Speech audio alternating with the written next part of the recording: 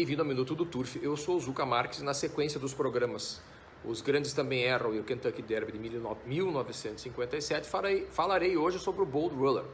Você já sabe do programa anterior que ele nasceu no mesmo dia do Round Table. 2 cavalos razoáveis nasceram no mesmo dia na Claiborne Farm com somente 30 minutos de diferença, dia 6 de abril de 1954.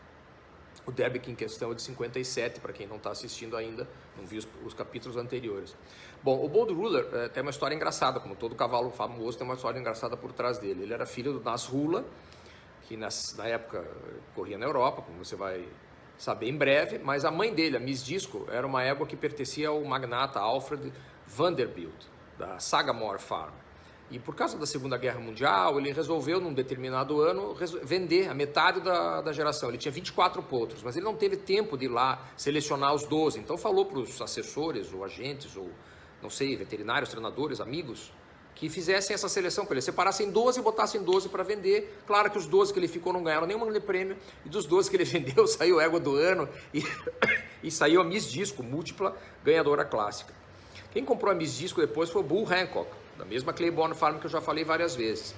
Mas a Gladys Phipps, cuja família, Ogden Phipps, e vocês viram no filme do Secretário, estão aí até hoje, aquela farda preta com boné cereja, farda belíssima da Personal Ensign e tantos outros campanhas que passam. Enfim, eu saio sempre do assunto. Ela viu a Miss Disco no ar na Claiborne e se apaixonou, e o Bull Hancock, claro, um gentleman, e é uma das maiores clientes deles, cedeu a Miss Disco para ela. Bom, o Nasrullah nessa época estava correndo na Europa, ele foi o Nasrullah do Aga Khan. E ele estava com o filho do Nearco, invicto, cavalo italiano, na Mahal, uma filha da Muntas Mahal.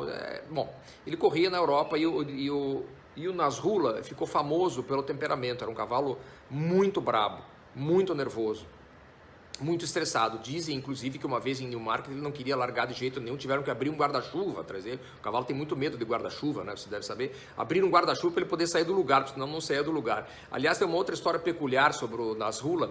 Quando ele chegou na Claiborne Farm, ele foi comprado naquela época por $340 mil. Olha que investimento que os americanos fizeram, né?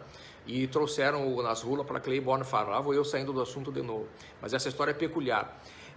Na Claiborne Farm, quando ele chegou, o veterinário, cujo nome eu não me lembro, me falaram, mas eu não lembro mais, foi dar uma injeção de tétano, antitetânica, no Nasrullah. Não houve jeito, foi impossível, o cavalo ficou louco.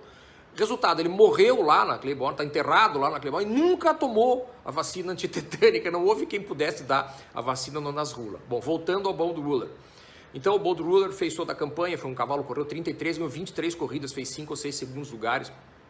Também naquela época faturou quase $800 mil, foi um cavalo extraordinário em corrida, bateu recordes e tudo mais. Ele perdeu esse Kentucky Derby, assim como perdeu o Round Table, mas ele se recuperou na sequência, porque ele ganhou o Preakness Stakes. Bom, e na reprodução foi um colosso. O Bold Ruler ganhou, se não me falha a memória, 6 ou 7 estatísticas reprodutores dos Estados Unidos. Claro que coroado com o Secretariat, ele é o pai do Secretariat, cujo filme você aí certamente viu. Se não viu, tem no Netflix, tem no Now. Antigamente tinha nos videoclubes.